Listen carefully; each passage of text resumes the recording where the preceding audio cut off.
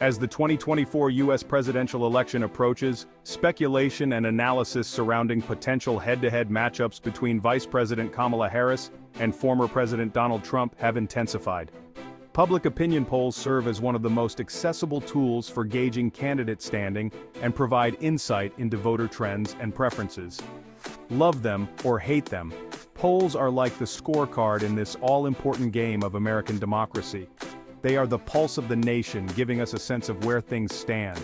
They give us a snapshot of where voters stand, who's up, who's down, and what issues are firing people up. It's like a real-time report card on the candidates and their campaigns. Sure, polls aren't crystal balls, but they can tell us a lot about the mood of the nation. They reflect the hopes, fears, and priorities of the electorate at any given moment. Are voters feeling good about the direction of the country? Are they optimistic or pessimistic about the future? Do they trust the candidates? Are they confident in their leadership and vision for the future? These are the questions polls try to answer. They provide a window into the collective mind of the electorate. And let's be real, polls are exciting. They add an element of suspense and drama to the election process. They give us those delicious twists and turns, those moments of, oh my gosh, did you see that? That keep us glued to our screens. Every new poll can shift the narrative and change the game. Interpreting these polls requires careful analysis, considering factors such as demographic shifts, recent political events, and issues prioritized by the electorate. As of the latest available polling data, both candidates face unique challenges and strengths that shape the political landscape. So buckle up, because the 2024 election is shaping up to be a nail-biter, and the polls are about to get really interesting. Stay tuned, because this is one ride you won't want to miss. As the 2024 U.S. presidential election approaches, Vice President Kamala Harris officially announced her candidacy in late July, marking a significant moment in the political landscape. Her announcement was met with thunderous applause and cheers from her supporters, igniting early summer excitement. Democrats across the country were energized by her candidacy, and the polls reflected that excitement.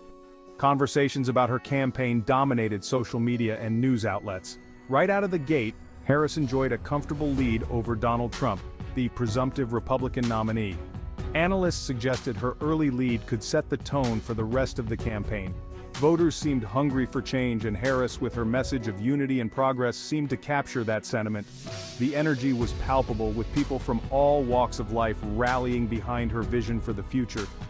Could this be the start of a blue wave? The metaphor of a blue wave was on everyone's lips, symbolizing a potential shift in the political tide. Harris's campaign emphasizes progressive immigration reforms, climate change action, healthcare expansion, and the protection of voting rights. She has broad appeal among the Democratic base, especially with African American, female, and younger voters, who see her as a historic and progressive figure in U.S. politics. However, her polling numbers have been influenced by criticisms of the administration's handling of issues like inflation and border security. Some voters are also skeptical of her ability to win over moderate or undecided voters, a crucial demographic in any general election. To bridge this gap, Harris's campaign has focused on showcasing her experience in the Senate and as vice president, hoping to convince more moderate and independent voters that she is a stable and experienced leader.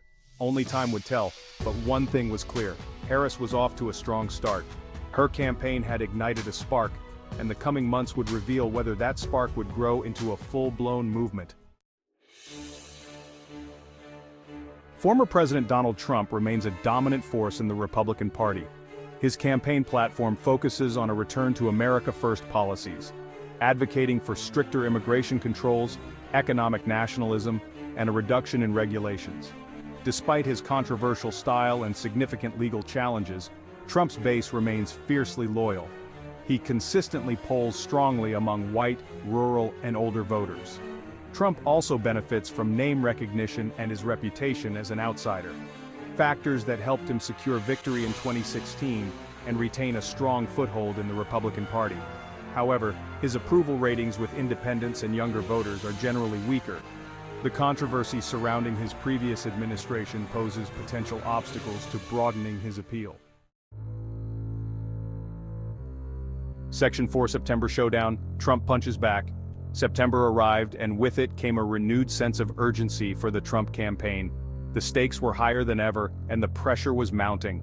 The team knew that every move they made could be the difference between victory and defeat.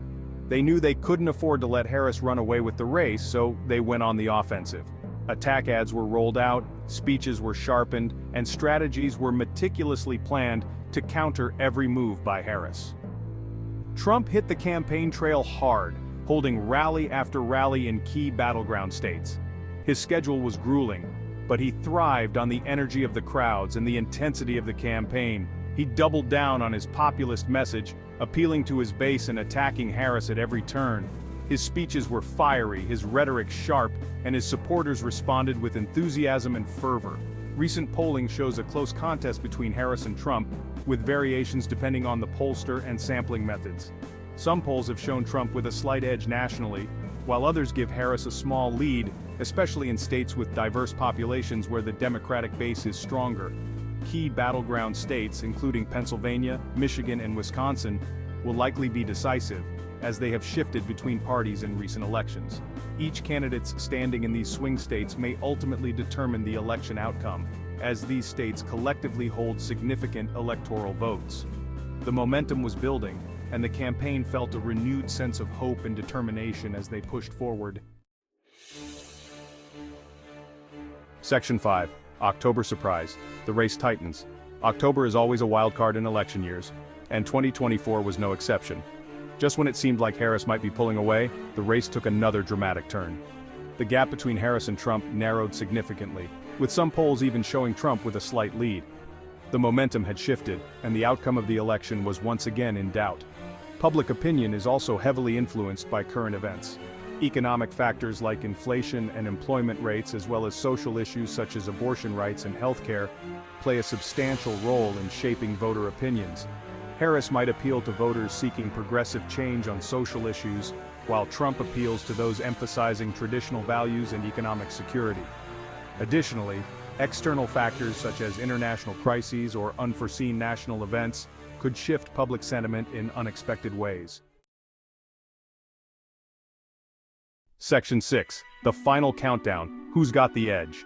As we enter the final stretch of this election, the polls are telling us one thing: it's a competitive race.